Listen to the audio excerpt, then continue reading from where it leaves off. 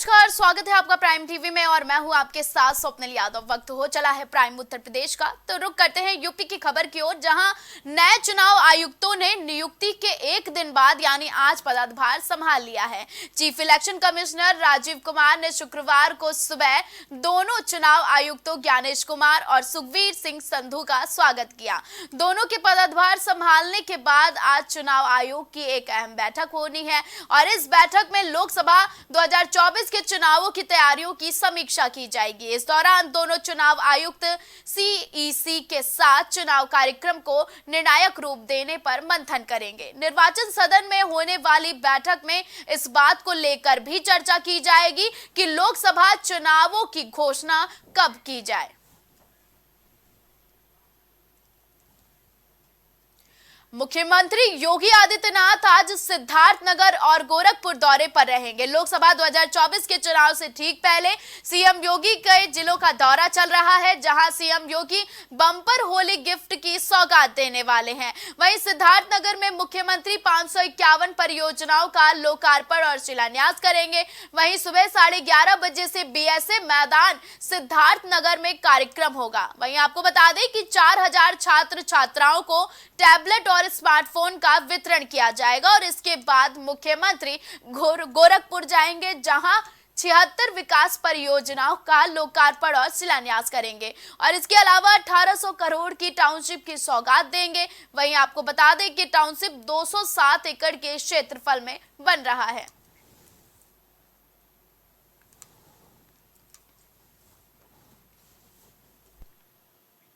बसपा के संस्थापक काशीराम की 90वीं जयंती शुक्रवार को मनाई जा रही है। इस 90वीं जयंती के अवसर पर बसपा प्रमुख मायावती ने श्रद्धांजलि अर्पित करते हुए कहा है कि यूपी में सत्ता की मास्टर चाबी प्राप्त करके बहुजन समाज के लिए सामाजिक परिवर्तन और आर्थिक तरक्की का जो मिशनरी लक्ष्य उन्होंने प्राप्त किया है वह ऐतिहासिक एवं अतुलनीय है, जिसके लिए बहुजन नायक बने और अमर हुए हैं।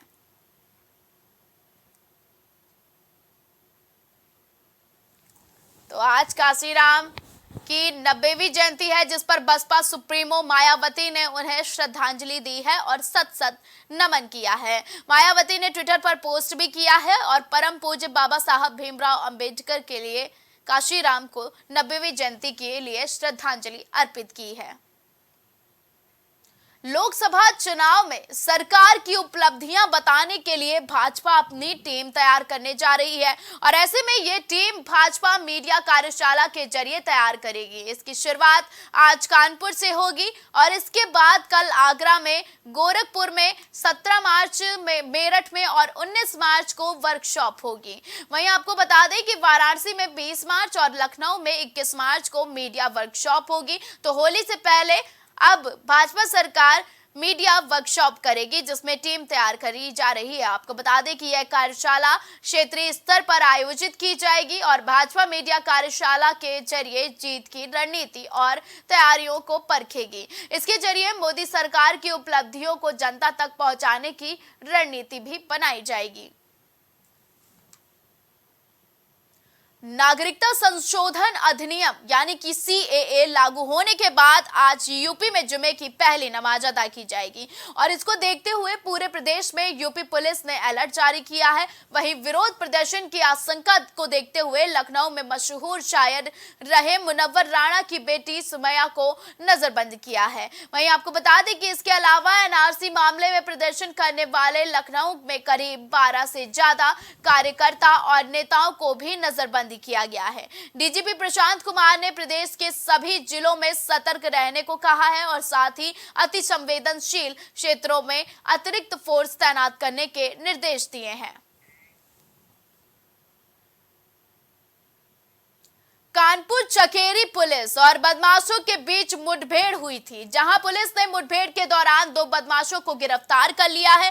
वहीं मुठभेड़ के दौरान 2 बदमाशों के पैर में गोली लग गई है। तो चकेरी में हुई मुठभेड़ में एक बदमाश घायल हो गया है, जिसे इलाज के लिए अस्पताल भेजा गया है। बताया जा रहा है कि बदमाशों पर 25,000 का इनाम भी रखा गया था। वहीं हजारी पुल के पास ये मुठभेड़ हुई।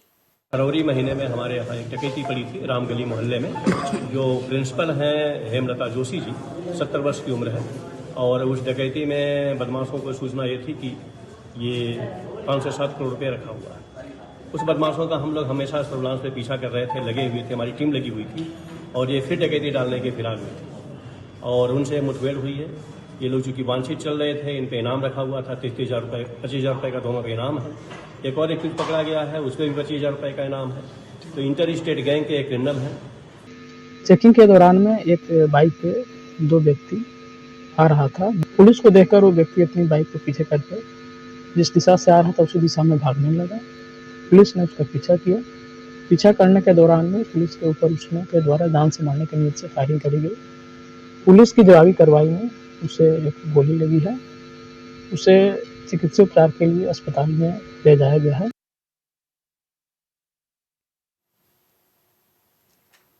केंद्र सरकार ने आम जनता को बड़ी राहत देते हुए पेट्रोल डीजल के दामों में 2 रुपए प्रति लीटर की कटौती कर दी है और घटे हुए दाम देश भर में शुक्रवार सुबह 6 बजे से लागू हो गए हैं।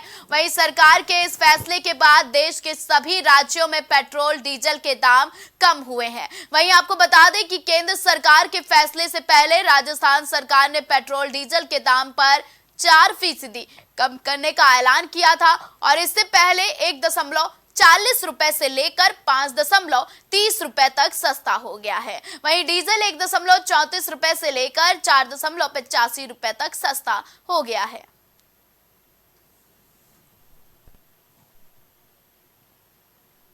महोबा जिला अस्पताल की लापरवाही का बड़ा मामला सामने आया है, जहां कबरई निवासी नूर मोहम्मद अपने 3 महीने के बेटे इमरान को दिखाने जिला अस्पताल आया था। साथ में उसका 4 वर्ष का बेटा रेहान भी आया था। नूर मोहम्मद अपने छोटे बेटे को डॉक्टर को दिखाने लगा, तभी रेहान अस्पताल के बाथरूम में घुस गया और वहां पर जमीन पर खुला रखा फिनाइल पी लिया, जिससे मासूम की हालत बिगड़ गई और उसके बाद अस्पताल में भर्ती कर इलाज किया जा रहा है। वहीं सीएमएस पवन अग्रवाल ने अपने कर्मियों का बचाव करते हुए कहा कि दोबारा इस तरह की चीजों को फर्श पर न रखने की हिदायत दी गई। एक बहुत ही छोटा बच्चा है, अबाउट 3-4 महीने का होगा, बहुत ही ज़्यादा मेल नरिश्ड और कुपोषित और बीमार अवस्था में भर्ती कराया गया है, काफ़ी गंभीर हालत में। तो उसका इलाज चल रहा है। उसके साथ उसका एक बड़ा बच्चा भी है, जो परिजनों के अनुसार उसने कुछ फिनाइल का शायद ड्रॉप पिया था और उसके बाद उल्टी भी हुआ है। उसको भी ऑब्जर्वेशन में रख करके इलाज किया जा रहा है। इसमें बच्चे का इलाज करवा रहा है, इस पर इमरजेंसी में उसका रजिस्ट्री से साफ करवा के, और थोड़ा सा पिया है, वो सारा डाइल्यूटेड था बहुत, तो स्वीपर ने गलती से जमीन में रख दिया था और उसके माँ बाप ने बच्चा छोड़ दिया तो वो चला गया, उसको गलती पी गया। उससे हमने हिदायत दे दी कि ऊपर रखें बोतलें सब, जितने भी तैयार हो जाए सब चीज़ें ऊपर रखें, नीचे नहीं रखनी चाहिए। छोटे वाले बच्चों को दिखाने ले आए हैं, वो दवा पी ली है छोटे वाले, बड़े वाले हैं। हम गए थे छोटे बच्चों को दिखाने और वो हम बाथरूम में घुस गए तो पी लिया। अब वो बच्चा है, नादान है, वो हम देख नहीं पाए, वो जाके अंदर बढ़ गए। भदोही जिला में एक सरकारी विद्यालय हमेशा सुर्खियों में रहता है। वहीं 2012 से लगातार विद्यालय के प्रधानाध्यापक आशीष सिंह के प्रयास से पूरे प्रदेश में ये चर्चा का विषय बना हुआ है। यहाँ बच्चों की संख्या 500 से 600 देखी जा सकती है। साथ ही प्राथमिक विद्यालय में खंड शिक्षा अधिकारी रमाकांत सिंह ने सोशल मीडिया के दुष्प्रभाव पर रोकने के लिए एक कार्यक्रम का आयोजन किया गया, जहाँ विद्यालय के बच्चों ने भाग लिया और बताया जा रहा है कि कार्यक्रम से स्कूल के बच्चों ने मनमोहन बढ़ता जा रहा है। महोत्सव में जौनपुर से चलकर और दूर दराज इलाकों से चलकर के उच्च प्राथमिक विद्यालय के प्राचार्य आचार्य जी लोग आए हैं। आइए उनसे भी जानने का प्रयास करते हैं कि इस विद्यालय में पहुंचने के बाद क्या इनको अनुभूति हो रही है, कैसा लग रहा है कि यह विद्यालय वास्तव में पूरे प्रदेश का मॉडल बन पाएगा क्या। देखिए, अमूमन कहा जाता है कि विद्यालय एक परिवार है, कहा जाता है, मगर यदि उसे देखना हो जमीन पर तो आप गुलईपुर विद्यालय में आइए। आपको परिवार कैसा होता है, कैसे चलाया जाता है, ये आपको अगर देखना है तो उच्च प्राथमिक विद्यालय बुलईपुर जरूर आइए। तो बेहतर यहाँ आपको क्या दिखा, किस नीति के तहत यहाँ कायाकल्प किया गया। देखिए, यहाँ स्वतः प्रेरणा है, सम्मान, स्नेह, समर्पण और सबके बारे में सोचना, ये जितने स है ना, ये सब भैया में समाहित हैं। आशीष जी का ये स्नेह है जो सभी को एक साथ लेकर चल रहा है। आप क्या कहना चाहेंगे इस विद्यालय के समक्ष, क्या आपका क्या संदेश रहेगा कि और भी विद्यालय इसी तरीके से प्रगति करें? आज से कई साल पहले आशीष महोदय द्वारा इस विद्यालय को जो बनाया गया उसको मैं कहना चाहूंगा कि तब वो ज्योति पुंज था। कुछ साल पहले ये प्रकाश पुंज बना, आज ये प्रेरणा पुंज है और मुझे लगता है इससे प्रेरित होकर जनपद के काफी विद्यालय और प्रदेश के विद्यालय लाभान्वित होंगे। लग रहा है कि आप अपने भी विद्यालय को इसी तरीके से चर्चा का विषय बनाएंगे।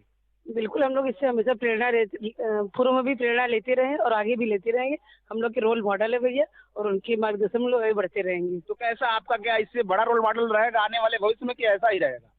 नहीं, लोग आगे ही बढ़ते हैं, प्रयास है कि और आगे किया जाए, अच्छा किया जाए। आप भी बड़ी प्रफुल्लित हो रहे हैं इस विद्यालय में आकर, जब से हम आपको देखें तब से मजे में है एकदम। क्या है? हाँ ठीक है, भैया हमारे रोल मॉडल है, हम लोगों के आदर्श हैं, हम लोग भी इनके पद चिन्हों पर चलने का प्रयास करते हैं।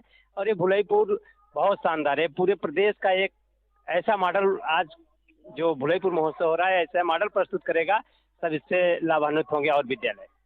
इस विद्यालय में पहुंच करके देखने को मिल रहा है, यह ललकार वास्तव में पूरे जनपद में और क्या पूरे प्रदेश में गूंजेगा क्या? बिल्कुल, यह विद्यालय पहले से भी मॉडल रहा हुआ है और इस समय भी मॉडल के रूप में कार्य कर रहा है और विद्यालय के अध्यापकों के लिए प्रेरणा स्रोत का कार्य कर रहा है। और हर तरह से ये हर पैरामीटर में, जैसा कि अभी ये कल जो है राष्ट्रीय विज्ञान आविष्कार की प्रतियोगिता हुई जनपद स्तर पर, इस विद्यालय को पूरे जनपद में मॉडल में सबसे नंबर 1 पर जो है पुरस्कार मिला हुआ है। तो ये विद्यालय और विद्यालयों के लिए प्रेरणा स्रोत का काम कर रहा है और ये आगे भी इस तरह से, मुझे उम्मीद है जैसे इनकी प्रगति हो रही है, मुझे उम्मीद है कि आगे लोगों के लिए प्रेरणा स्रोत बना रहेगा। इसी के सीधे बने रहे प्राइम टीवी पर। मैं अभिषेक सिंह, भदोही से।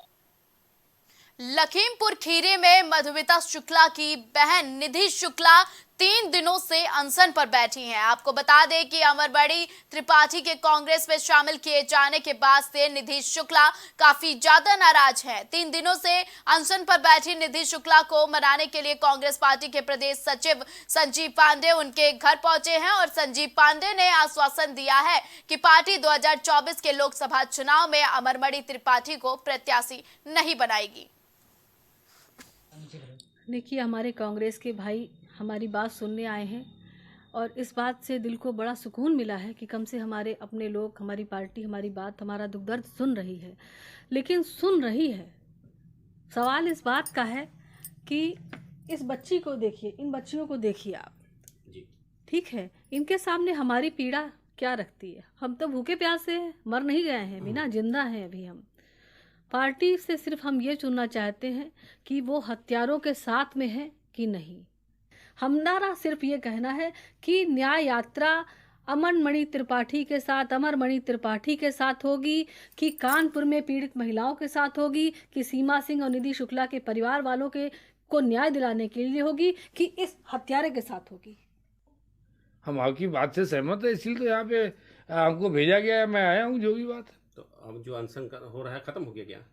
अब ये निर्णय आया तो आपको, मेरे से तो उन्होंने कहा कि अनशन अमरमणि त्रिपाठी बिल्कुल खत्म से बाहर करने का डिसीजन या उसका ऐलान कब होगा? अब वो शीघ्रतम शीघ्र जो भी होगा उसका निर्णय आपको बता दिया जाएगा। स्पष्ट नहीं कि अमरमणि त्रिपाठी नहीं, बहुत जल्दी हो जाएगा, उसके लिए कोई बड़ी प्रक्रिया नहीं है। तो कुछ तो बताइए। तो मैंने बता तो दिया, बहुत कुछ बता दिया, इतनी बड़ी बात बता दिया कि लोकसभा नहीं लड़ेंगे। तब बता रहे हैं ना, मैंने क्या गोलमाल बताया कि वो जब जाएंगे वहां तब बात करेंगे। नहीं, वो तो बात है ही, आपकी बात एक आ गया कि आपसे कहिए कि आप घर परिवार की हैं, आपकी बात सुनी जाएगी।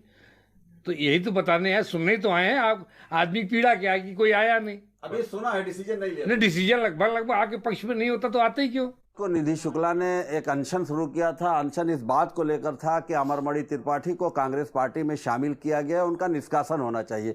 निधि शुक्ला अपने घर में अनशन कर रहे हैं क्योंकि सुरक्षा के दृष्टि से प्रशासन ने इनको घर में अनशन करने के लिए कहा था, क्योंकि ये वैसे तो कलेक्ट्रेट में अनशन करना चाह रही थी, लेकिन 1-2 दिन पहले इनके घर पर हमला हुआ था। उस हमले में भी अमरमणि त्रिपाठी को दोषी करार कर रही थी, तो इसलिए प्रशासन ने इनको घर पर अनशन करने के लिए कहा था। अनशन पर है निधि शुक्ला। आज प्रदेश के कांग्रेस पार्टी के जो प्रदेश सचिव हैं वो इनसे मिलने के लिए आए हैं, इनसे बात करने के लिए आए हैं, इनके अनशन को तुड़वाने के लिए आए हैं। इनसे बात करते हैं। तो क्या आज बात हुई आपकी निधि जी से जो अनशन पे हैं?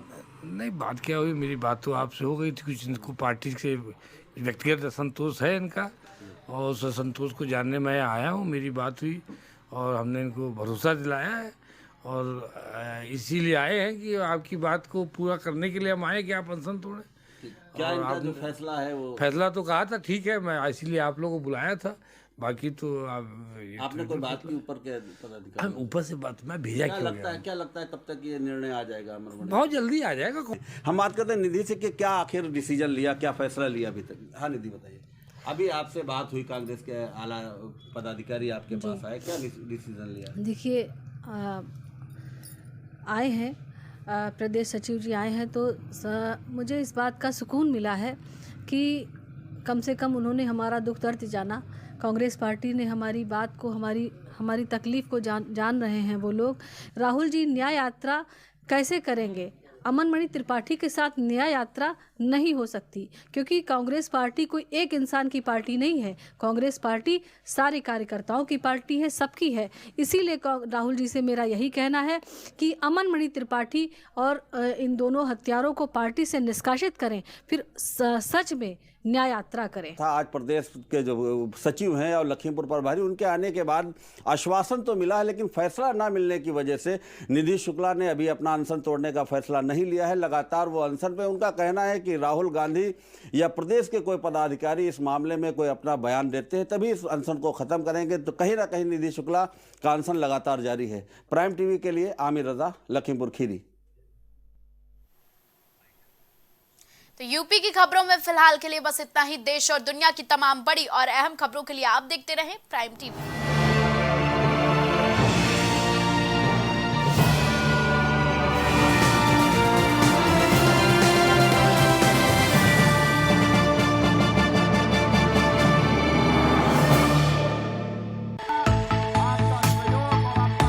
कुछ भाव पुष्प। आप देख रहे हैं प्राइम टीवी, सच साहस सरोकार। प्रधानमंत्री श्री नरेंद्र मोदी का संकल्प है कि देश का हर नागरिक पोषित, सशक्त और समर्थ बने। जब पूरा विश्व इस सदी की सबसे बड़ी महामारी कोविड-19 से जूझ रहा था, उस दौरान प्रधानमंत्री श्री नरेंद्र मोदी जी के नेतृत्व में भारत सरकार ने प्रधानमंत्री गरीब कल्याण अन्न योजना का संचालन कर देश के गरीबों की खाद्य सुरक्षा सुनिश्चित की। इसी संवेदनशीलता को जारी रखते हुए आज 80 करोड़ से भी ज्यादा लोगों को मुफ्त अनाज दिया जा रहा है। सभी को अनाज, पोषित समाज। प्रॉब्लम्स थी जो मेरे को स्टेप्स चढ़ते हुए प्रॉब्लम थी, वो अब I think so 70% is improved. ठीक है, मेरे को एंकल में प्रॉब्लम थी एंड मेरे को मसल्स प्रॉब्लम थी, क्योंकि मसल्स में काफ़ी पेन रहती है, जो अब की इस टाइम पर एक बार मैंने लिया, मैं लास्ट टाइम आया था, उसके बाद मैं अब दोबारा आया हूँ, तो ऐसे 70% इज इम्प्रूव्ड, जो कि डॉक्टर नहीं कर सका। मैंने हाँ, मतलब मैं गंगा राम के हॉस्पिटल के डॉक्टर से तकरीबन 2 साल तक ये ट्रीटमेंट करा था, कि उनको समझ ही नहीं आया ये प्रॉब्लम क्या है। दैट इज अब बेटर है।